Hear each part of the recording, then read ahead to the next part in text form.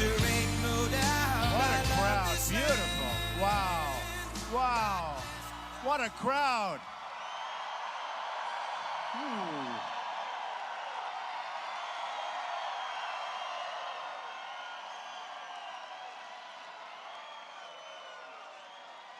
What great people. Great people.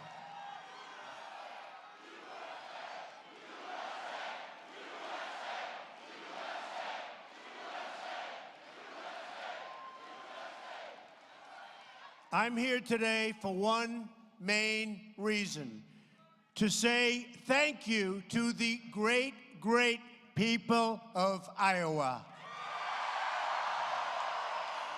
You went out and pounded, and I mean pounded, the pavement. You organized your fellow citizens and propelled us to victories at a grassroots and every other level. We have a movement the likes of which this world has never seen before. Never seen before. I also want to give a very special thanks to our veterans. A lot of veterans in this room. Thank you. Thank you. Service members, military families, unbelievable people. Yesterday was the 75th anniversary of Pearl Harbor, and a reminder of the countless Americans who made the ultimate sacrifice for this and our country.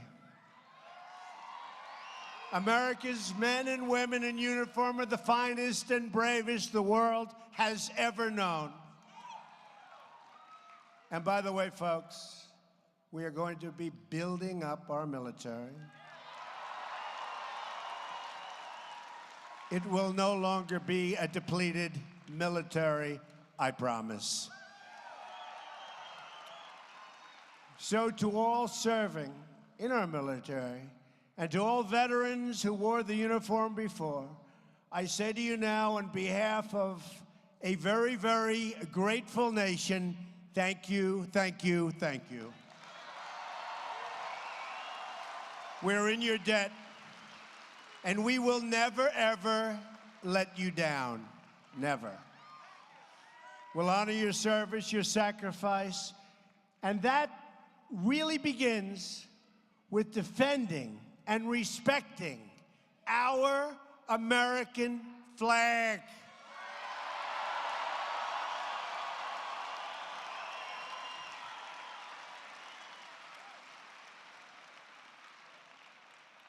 I think you'll be liking some of the things we'll be putting forward in the not too distant future. Do you know what I mean? Yes? Do you know what I mean? When Pearl Harbor was attacked, one man who immediately enlisted to defend his country was John Glenn. For the next 7 decades, he devoted his life to serving the American people, which he did from the cockpit of his bullet-riddled fighter jet, tough times, in the weightless silence of his Mercury space. Oh, that's okay. That's okay. We have to respect John Glenn. That's all right. I think they're actually on our side. They just don't know it yet. They will be soon.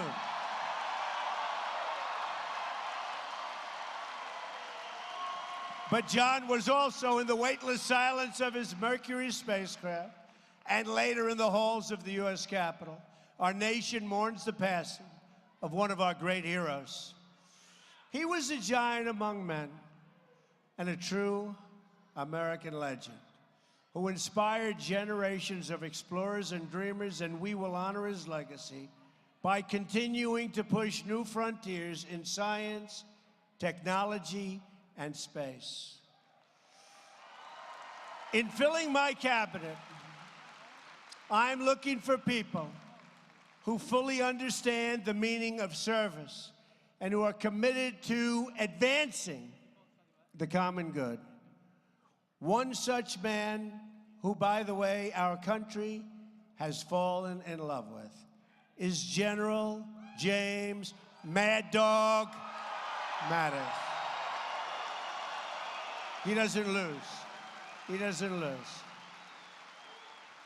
We were together last night. He's a great guy. A general's general, they call him.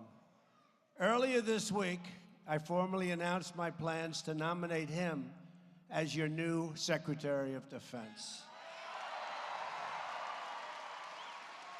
I believe we're in the process of putting together one of the great cabinets that has ever been assembled in the history of our nation. Do you like it so far, everybody? I also want to take this opportunity to thank your great senators. Chuck Grassley, great guy, really great guy. And a woman I've gotten to know very well, a tremendous woman, phenomenal person. That's right, Joni Ernst. They're going to be tremendous partners in the Senate. And they're right now in Washington, D.C., working very hard on something that's very interesting. But they are tremendous, two tremendous people. They never wavered. You know, we had some people, they would waver, right? Waver. And as long as they came back sometime prior to the vote, they're all right. But we don't like people that waver, right? Those two didn't waver. I'll tell you who else didn't waver. Your governor did not waver. I want to tell you that. He didn't waver. Not even a little bit. And soon I'm going to invite onto stage one of the newest additions to our administration, a man you know well. One of the most important relationships we must improve, and we have to improve, is our relationship with China.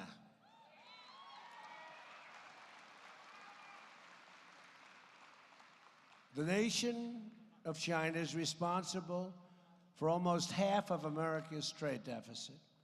China is not a market economy. They get a lot of help. And that's why we designate them as being a non-market economy. Big thing. They haven't played by the rules. And I know it's time that they're going to start. They're going to start. They've got to. We're all in this thing together, folks. We got to play by the rules, folks. You have the massive theft of intellectual property, putting unfair taxes on our companies, not helping with the menace of North Korea like they should, and the at-will and massive devaluation of their currency and product dumping. Other than that, they've been wonderful, right? But I have to tell you, the man that is going to be coming up here very soon, every single time I've spoken, as I'm going onto the stage, he'd said, please, Mr. Trump. See, then he could call me Mr. Trump. Now he just called me President-elect. Can you believe it? If it wasn't for him, I probably wouldn't be President-elect. But he always would say, Mr. Trump, Donald, don't say anything bad about China when you're in Iowa. Okay? I said, why? Because I have so many friends there. I like them and they like me. And we do well with China. We do well with China. So when it came to thinking about the ambassador to China, right? I started saying, now wait a minute, this is big stuff. And I can't tell you how many people wanted that position. You know, it's not bad. You go over there, you live like a king. But he's not looking to live like a king. He and his beautiful wife came to my office the other day. They're looking to work on that relationship because he knows the people and the leaders in China for so many years. He knew your current leader years ago, and he said he will be the ultimate leader when he was just a young guy. But you have a very special man. And I just want to tell you officially, the man I have chosen as our ambassador to China is the man who knows China and likes China. Better to like China if you're going to be over there. Do we agree? And knows how to deliver results.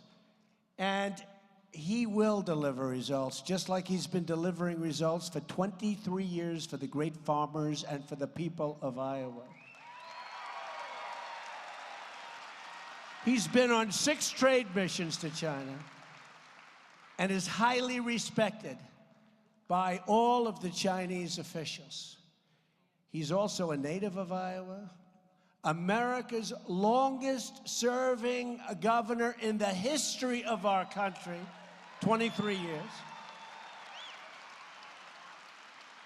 Think of that. In the history, you don't know what it is. To be a governor for 4 years is tough. 23 years, and has done an incredible job.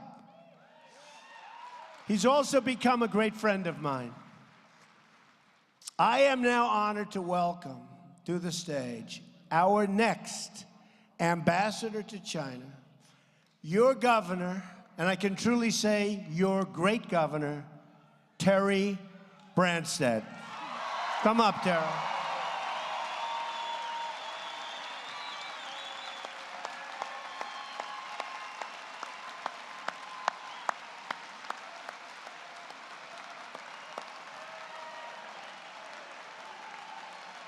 This is a big room.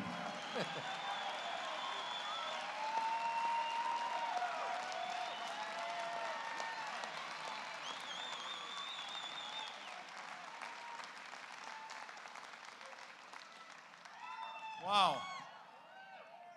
President-elect Trump. Fellow Iowans, it has been a great honor and privilege to serve the people of this state, and thanks to our great new president who's going to make America great again, I am very proud to serve America in this very important role. Thank you very much.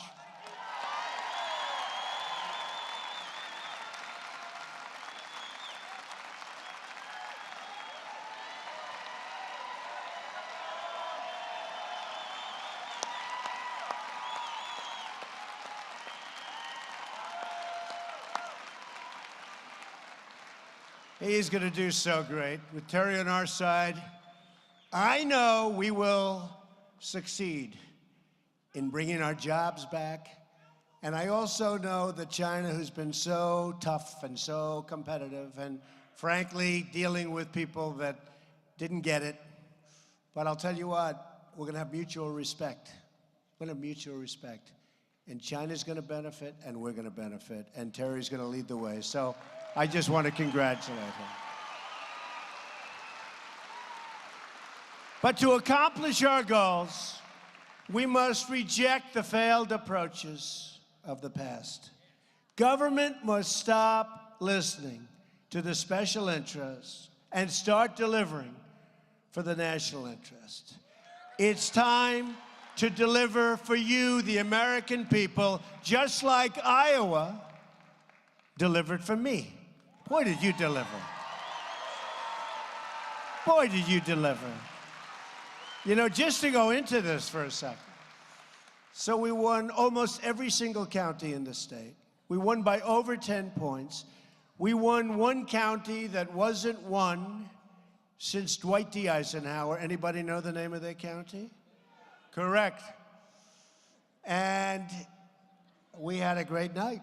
And Iowa was announced very early. And so was Ohio. And we won Ohio by almost 9 points. And we were expected to win Ohio by 2 points or 3, so we won by 9. That made the other side a little bit nervous. And then my friends right in this room got announced, right? And we won by 10 points. And then when they looked at the map of Iowa, and they saw almost every single county, and it was incredible. And the other side would say, well, maybe those two are flukes. And then we won Florida, and we won South Carolina, and we won North Carolina, and we won Pennsylvania, and we won Michigan, and we won Wisconsin, and we won Georgia, and Texas, and Utah. Remember Utah? Remember Utah? Where they said this guy, this unknown person, that he's doing so well. Remember? They said, Utah is in play. Now, no Republicans ever lost Utah. And I went to my people, I said, we got problems. Utah's in play. And there's a guy that, I mean, I never saw this guy. He's supposed to be doing well.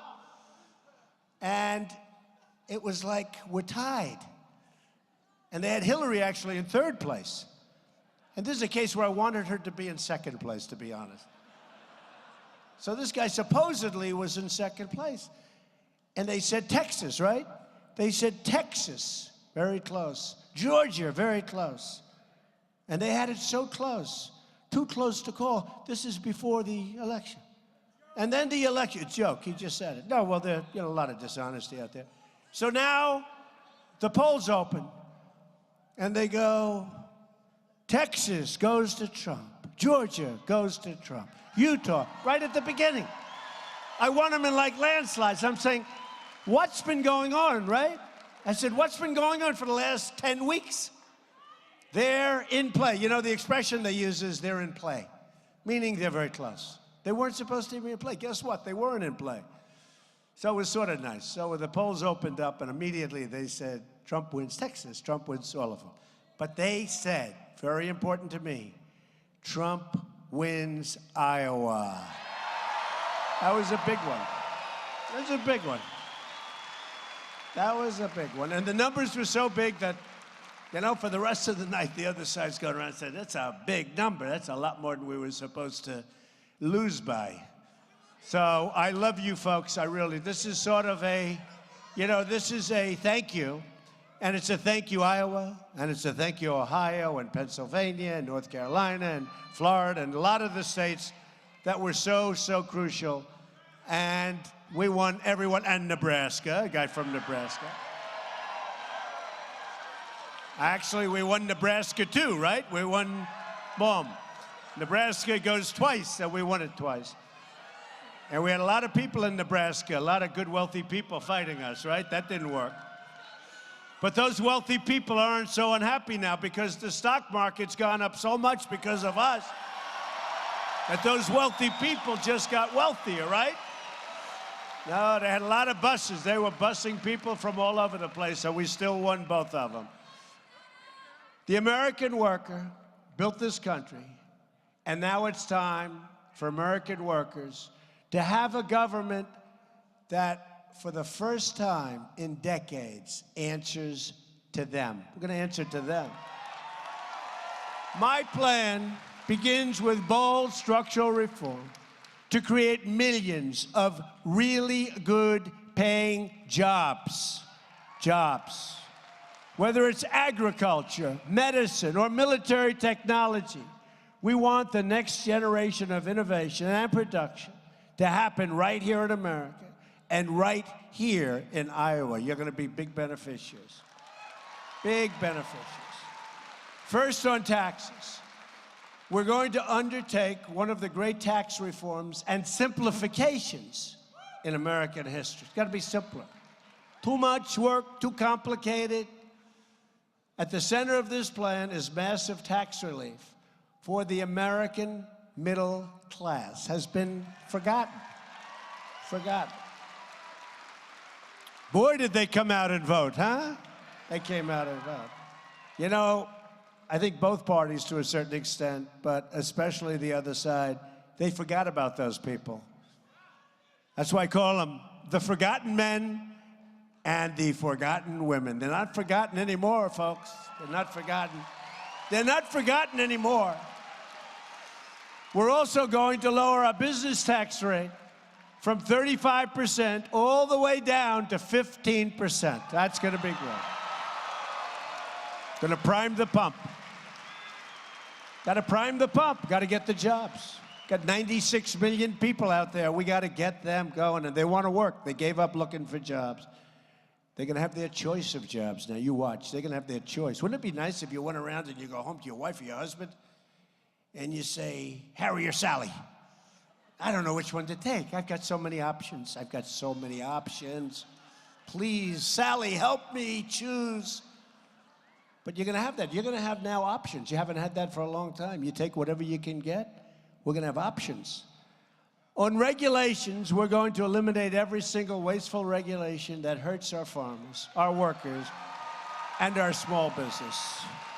And you saw today Scott Pruitt, who's a tremendous guy, who has been met with tremendous applause from the business community. We're going to protect the family farm, and we are going to end the EPA intrusion into your lives. On energy, we will cancel the job-killing restrictions on the production of American energy.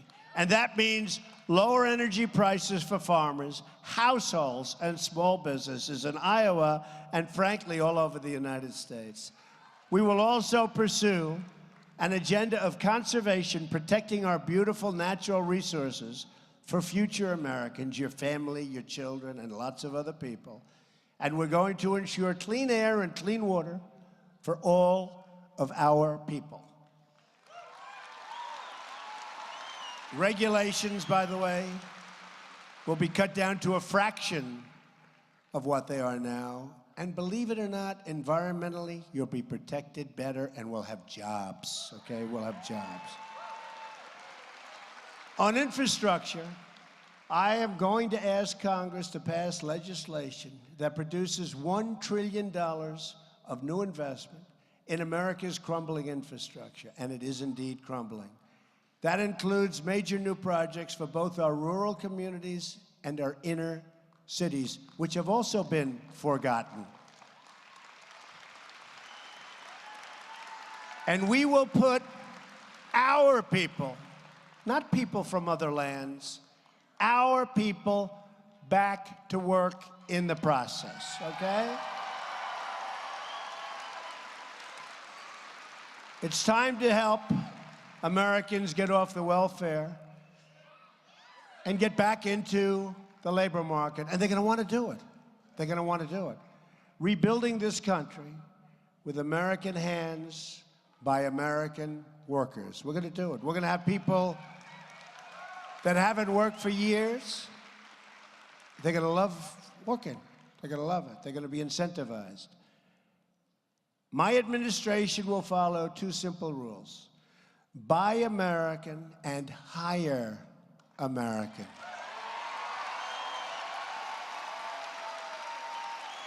Remember, years ago, we used to proudly display Made in the USA. You go get a car, right? And we have say Made in the USA. We don't see it. Have you ever seen it? I don't see it anymore. We ought to start doing that. Any of the manufacturers, and we're doing a lot of talking to a lot of companies that we're thinking about leaving. And I'll tell you, I don't think they're going to be leaving so fast anymore. They're not going to be leaving so fast anymore. Because we love our companies, and we love it when they're employing thousands of people. But we don't love our companies when they leave and go to another country and think they can make their product and sell it back into our country like we're a bunch of fools, like they've been getting away with for the last 35 years. Not going to do it. No, there are going to be consequences. When they want to leave, I wish them well. I always say, enjoy your new plant, enjoy the very hot weather. But if you think you're going to be coming through what will soon become a very, very strong border, no, not going to happen so easy. We're not going to be the stupid people anymore, folks. We're not going to be the stupid people. Because from now on, it's going to be America first. Going to be America first. Very simple. You know, some of the deals made, and I've been studying them. Actually, I like reading deals. Do you believe this? I don't know what that is. But I've been studying some of these deals. They're horrible. They're inconceivable. But we're going to have some great news for you in the very near future. On trade, our trade deficit, now nearly $800 billion a year. Think of that. We trade. Everyone says, oh, we want to trade. I want to trade. I'm a free trader. But it has to make sense. You don't want to trade if you can lose $800 billion a year.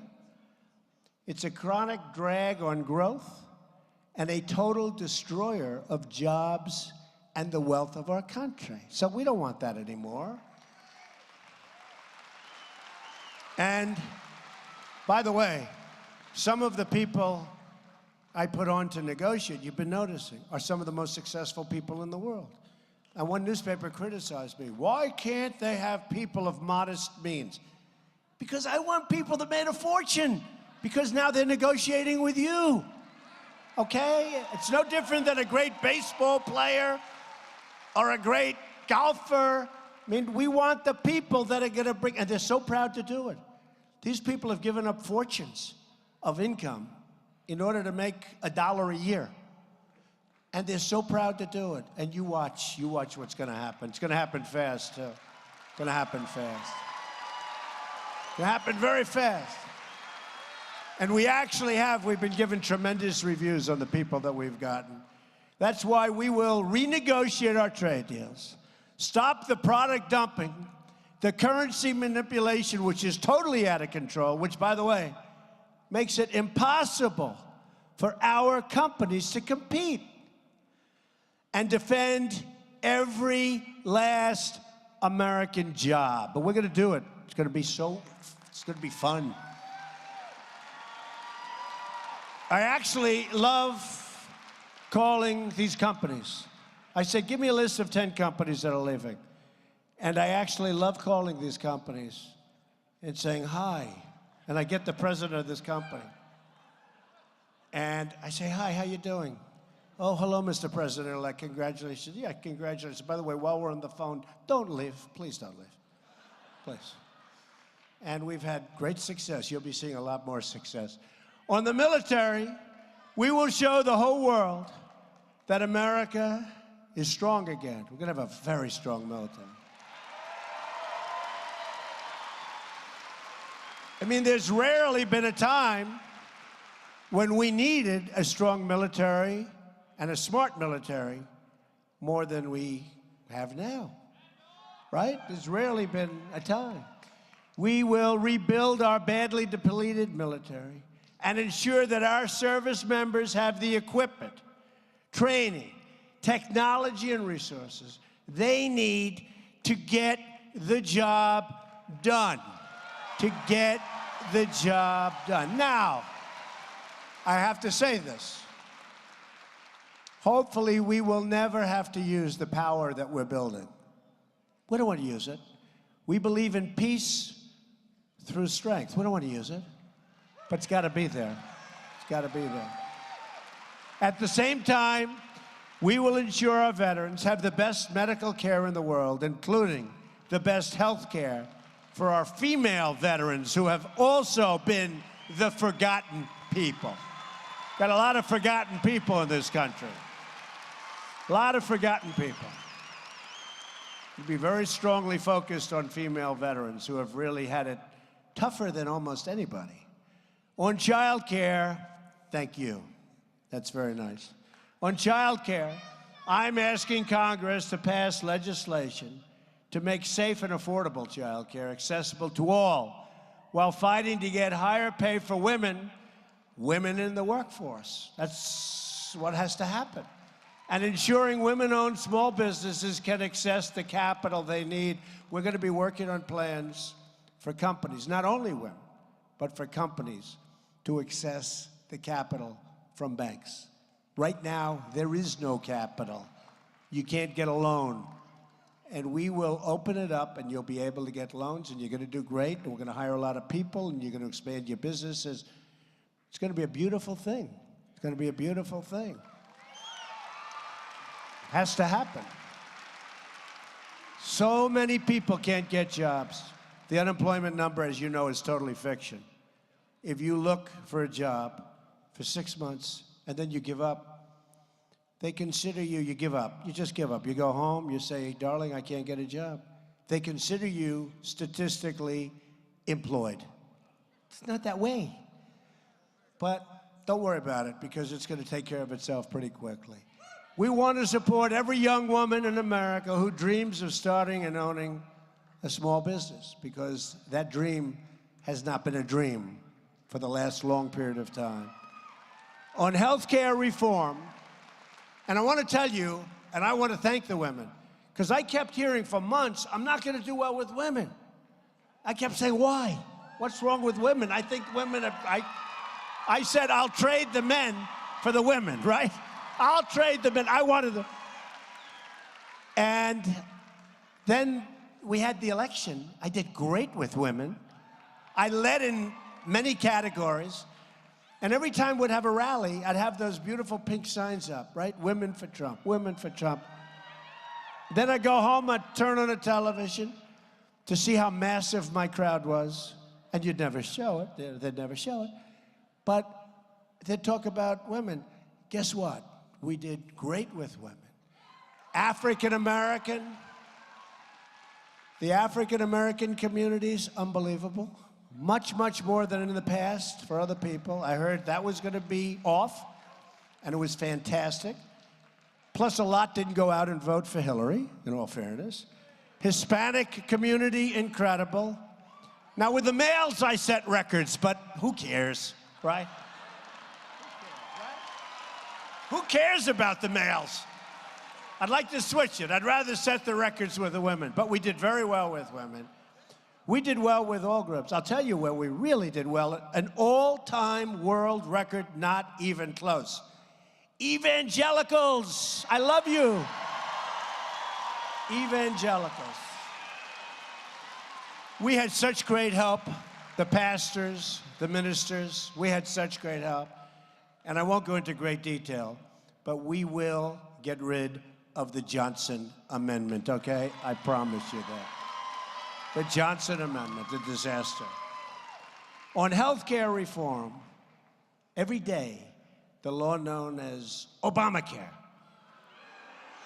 is destabilizing our health care system, surging premiums, and forcing providers out of the market. They're out of the market. Nobody to talk to. Nobody to talk to. If we don't act quickly, the damage will be irreversible. And our country can't afford it. Not only can't you afford it, our country can't afford it. That's why we will and must repeal and replace Obamacare. We have no choice. You know, premiums in some states, great state, Arizona, another one I won by a lot that I was supposed to be like really close. What do you states? I mean, at the beginning of the evening, I'm saying, this is like a lot of fun. But Arizona was great to me, but Obamacare is up 116%. 116%, and it's going much higher. So we're going to get that taken care of. On crime, the murder rate has experienced its largest increase in 45 years. We're going to support the incredible men and women of law enforcement. And we are going to bring this terrible crime wave to an end. On immigration, we will build the wall, and we will put an end to illegal immigration and stop the drugs from pouring into our country. The drugs are pouring into our country, poisoning our youth and plenty of other people. We will stop the drugs from pouring into our country. We will stop the drugs from poisoning our great and beautiful and loving youth, okay? We'll do it. And we have a man that we'll be introducing pretty soon, next week, who is going to do a phenomenal job called Homeland Security. Used to be a political appointment. Now it's like the most important appointment. And he's going to do a terrific job. And he and his people are going to keep you safe. They're going to keep you safe. Not going to be games. These are no longer political appointments. These are talented people, smart people, where they have to be. They're tough people. Is it okay to have some tough people when you need them, you know? Because the enemy is tough, right? I think the enemy's pretty tough, right? So I think we need some tough people. But we have smart people and great people. During this campaign, I had a chance to meet the incredible family of Sarah Root, an Iowa native killed at the age of 21 by an illegal immigrant who was released from custody 2 separate times. A Trump administration will stop the violence that is spilling across our border. And believe me, you've seen now It is unbelievable how much there is. And we will fight to protect every last American life and life and life. During the campaign, I also spent time with American workers who were laid off and forced to train the foreign workers brought in to replace them. We won't let this happen anymore. Can you believe that? You get laid off, and then they won't give you your severance pay unless you train the people that are replacing you. I mean, that's actually demeaning, maybe more than anything else. And you know the name of one of the companies that's doing it. I'm going to be nice because we're trying to get that company back. Don't forget, it's much harder when a company announced a year and a half ago. Some of these companies, like Carrier, they announced long before I even knew I was going to be running for president. By the way, are you glad I ran for president? I think so, right? What the heck? It's a movement. It's a movement. But that's a lot hard. It's very hard to tell somebody, we don't want you to leave. We don't want you to go to Mexico or wherever you're going. And they say, but sir, we've already built our plant. That's not a great position. And yet we still kept so many of those workers. So that was a good job. And I'll tell you, our governor, who will soon be our vice president, Indiana, we call him Indiana Mike. He is a great guy. It's one of my great decisions. He's a friend of mine, but he's a great guy. Hasn't he done a good job? Mike Pence. He's done such a good job. One of my first executive orders will be to ask the Department of Labor to investigate all visa abuses that undermine jobs and wages for the American worker. To protect our country from terrorism and extremism. We will suspend immigration from regions where it cannot be safely processed or vetted. You know, I've used the expression extreme vetting. Extreme, oh, it's gonna be extreme. We want people coming into our country, we want them coming in legally. But we want them coming in legally. But we want them coming in. You know, when I talk about we will build the wall, we will. There's going to be doors on the wall, big, beautiful doors. We're going to have people coming into our country, but they're going to come in through a process. They're going to come in legally, and we're going to see that these people have true capability to love us, not to hate us, to love us. Earlier today, I visited the campus of Ohio State University, great, great place, to meet with the victims of the terrible attack that occurred only days ago, along with first responders who were terrific. One young man did a phenomenal job, saved a lot of lives. Our whole nation extends our prayers. It's true, that man was a young guy. Give him applause, come on. You might be watching.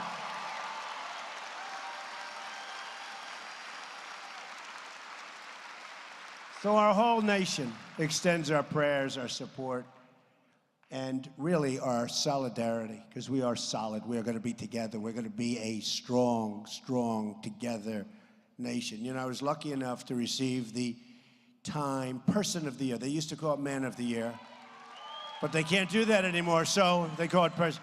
They want to be politically correct. That's okay. And they talked about, heads up, a divided nation on the cover. They give me this honor, then they have to go a little bit of this stuff, a divided nation. I said, I haven't been president. What are you saying that for? But you know what? We're going to bring the nation together. We're going to bring the nation together.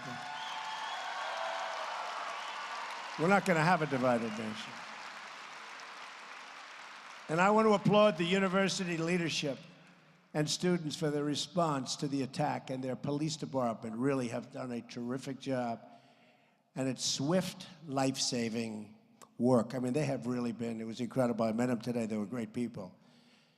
This horrific assault is yet one more tragic reminder that immigration security is now national security. No more games, folks. No more games. No more games.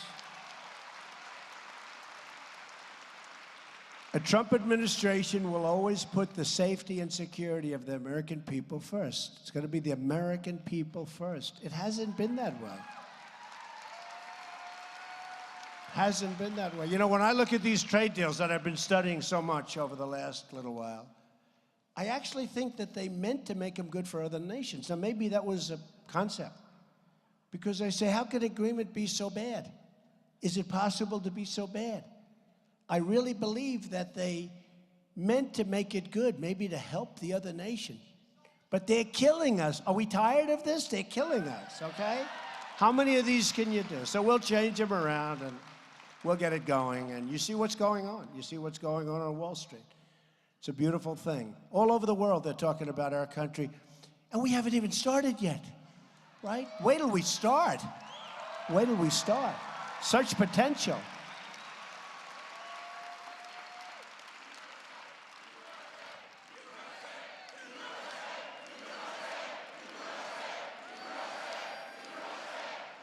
Thank you.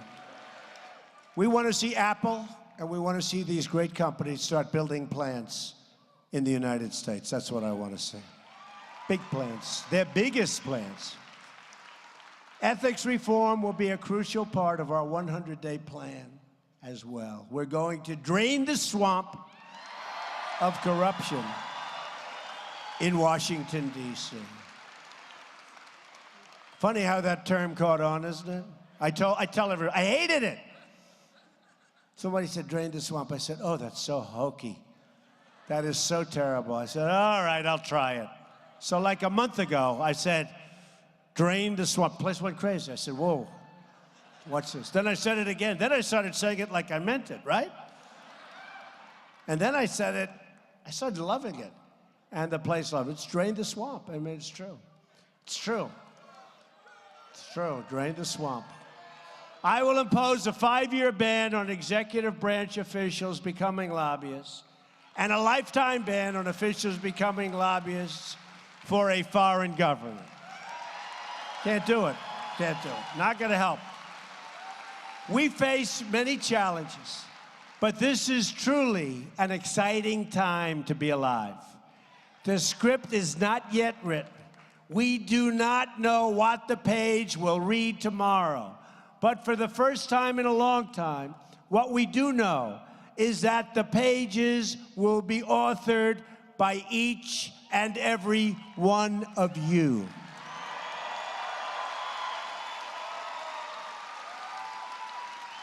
You, the American people, will be in charge. Your voice, your desires, your hopes and aspirations will never again fall on deaf ears. You will be the captains of your own destiny. And that's what happened during this election. People came down and people came out. Great Americans, they love the country more than anyone. But they haven't voted in 20 years and 30 years. Some of them have never voted at all. And they came out and they stood in line for 4 hours and 5 hours. And all of these geniuses said, where did these people come from? Where did they come from? Oh, where did they come from? Where? We didn't know they existed. Where did they come from? Now they know, right? Together, we will raise incomes and create millions and millions of new jobs. We will lower taxes, unleash American energy, and bring thousands of new companies to our shores. And we won't let our companies leave. We will reestablish the rule of law and appoint justices to the United States Supreme Court who will uphold and defend the Constitution of the United States.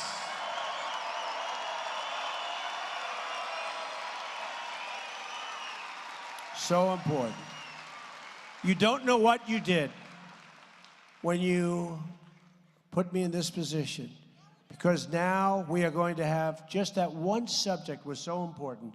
If nothing else, Supreme Court. I used to say, if nothing else, You know, they have the never Trumps, right? Never Trumpers, never Trumpers. By the way, they're on respirator right now. They're for the most part gone. We had a few never Trump, and now they call themselves only Trump, right? But I will tell you, I used to go into a room early on, and I had some never Trumpers in there. I'd say, if no other reason, the Supreme Court of the United States, nothing else, forget about everything else, right? She knows. We will fight for great schools and safe neighborhoods. We will restore respect for America and for the American flag. We will heal our divisions and unify our country. When Americans are unified, there is nothing we cannot do. No task is too great, no dream too large, no goal beyond our reach.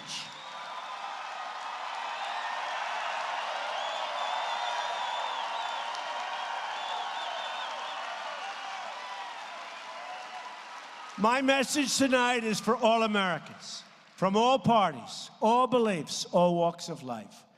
No matter your age, your income, your background, I am asking you to join this incredible movement. I am asking you to dream big and bold and daring things for your country.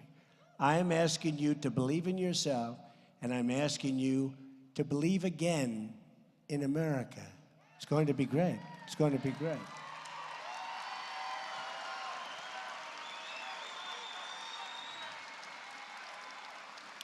And if we do that, then all together, we will make America strong again. We will make America rich again. We will make America safe again. And we will make America great again. Thank you, Iowa. Thank you. Thank you very much. God bless you, Iowa. God bless you. Thank you.